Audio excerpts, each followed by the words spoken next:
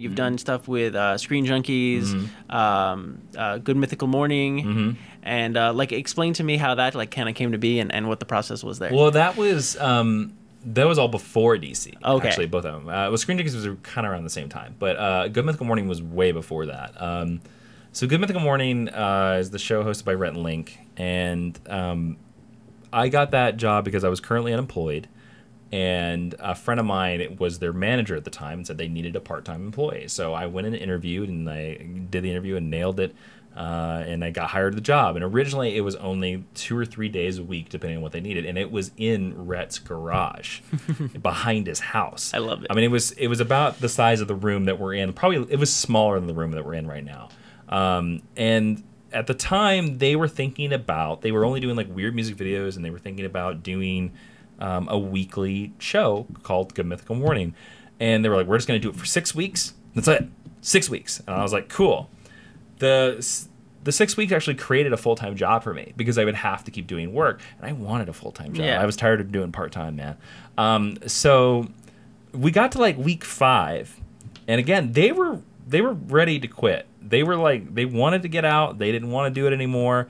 And I just planned the next week like we were going to go do week 7 without even asking their permission. I was just like, oh, because it would always the idea of like I would give them ideas. I'd be like, oh, here's like 10 ideas you could do for episodes next week. You know, like what's your favorite food? Or let's tell a high school story. Oh, here's a scientific thing I found. Because very early on when we talked about the show, and this was something that I was very behind, we kind of all came to the idea that you should learn something. You should learn something from the show because it's basically like an internet talk show.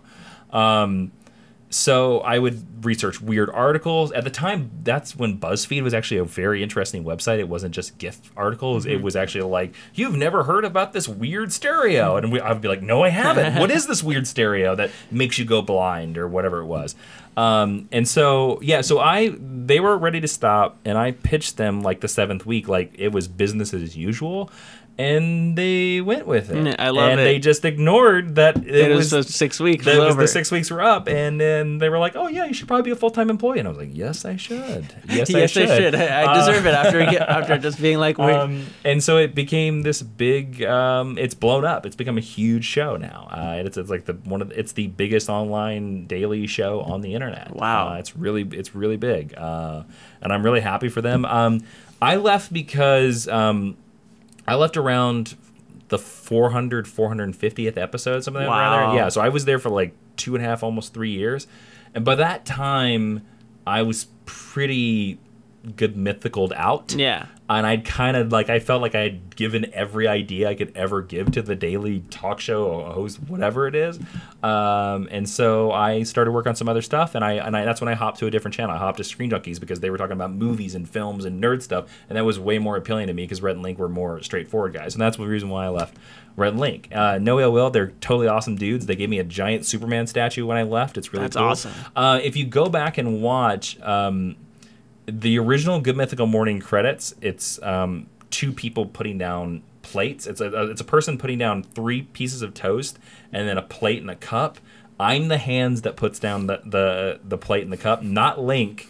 Rhett is the person that puts down the toast. So my hands, if you go back to the way, are the original hands in the original opening. And yeah, they're cool dudes. And also for when we built the second set, there's a second set for Good Mythical Morning. And I know I'm saying this all to Omar, and Omar's like, I've never seen this show. I don't know what you're talking about. So they have 2 sets. They have one set that's in the original garage, which is a green wall. And then we built this new set when we moved to a new space, and it has like a backdrop of a forest, and then like kind of looks like an old 70s hipster vibe kind of thing. For those episodes, I took a Batman action figure and I hid it on the set. And then I would move it for every episode. So for about, I would say, like 200 to 150 episodes, there is a Batman action figure in every Good Mythical Morning, and you just have to find it. It's somewhere on the set. That's so much fun. Yeah. I think they got rid of it. After they were I like, left. No more. Yeah, but people used to like hunt for it. So there's a secret Easter egg if anybody out there likes Good Mythical Morning. Somewhere around episode 250 to 400, there's a Batman. I love it. That's so much fun. And from there, you kind of just like continue to make YouTube videos and yeah, I always made YouTube videos on the side.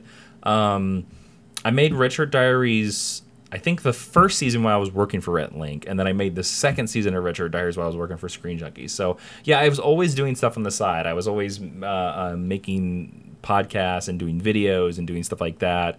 And I didn't make comic books until I started working at DC. I think simply because it's like one of those things where when you see somebody else do it, just like YouTube videos, you see somebody else do it, and you're like, oh, I can do that. I can do that. How do I do that? Yeah, I'm just gonna start doing it. Yeah. It's interesting because whatever you're around, you kind of like we're sponges. We pick it up and we're like, oh, that's how you do that. I'm just gonna go do that. Yeah. It's the weird thing of like the curtain has been lifted, and you're exactly. like, oh, that's how it is. When it's like we know exactly how it is, but for some reason we have to see it first. I don't know. It's really interesting. Yeah. It's like we need that visual kind of like. Yeah, that's a good point. Probably visual.